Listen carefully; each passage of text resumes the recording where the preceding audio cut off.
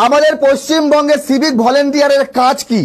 Civic ভলেন্টিয়ারের কাজ কোনো বাইকের চাবি কেড়ে নেওয়া না, কোনো গাড়ির কাগজ কেড়ে নেওয়া না, কোনো বালির গাড়ি পাথরের গাড়ি থেকে অবৈধভাবে ঘুষ নেওয়া না।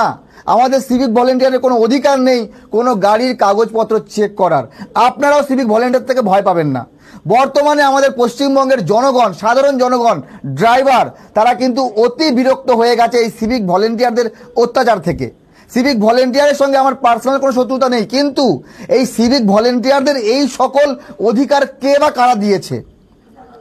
আমাদের পশ্চিমবঙ্গে দুটি ঘটনা ভাইরাল হয়েছে, একটি হলো গাজলডোবায়, একটি হয়েছে রানীগঞ্জে। বিষয় হলো যে সিভিক ভলেন্টিয়ারদের অধিকার কে দিয়েছে মোবাইল কেড়ে নেওয়ার? সিভিক ভলেন্টিয়ার কি জিনিস এবং তাদের কাজটা কি, অবশ্যই আপনাদেরকে জানতে হবে। এই যে পাশে পিছনে ভিডিওগুলো দেখতে পাচ্ছেন, এই ভিডিওগুলো হচ্ছে ওই গাজলডোবা এবং রানীগঞ্জে দুটো ভিডিও পরপর চলবে, যেখানে গাজলডোবায় একটি ফ্যামিলি হেলমেট ছাড়া বাইক নিয়ে স্কুটি নিয়ে যাচ্ছিল ঘুরতে। এটা তাদের অপরাধ যে তারা হেলমেট পরেনি, তাদের অপরাধ। কিন্তু সিভিক ভলেন্টিয়ার তার মোবাইল কেন কেড়ে নিয়েছে?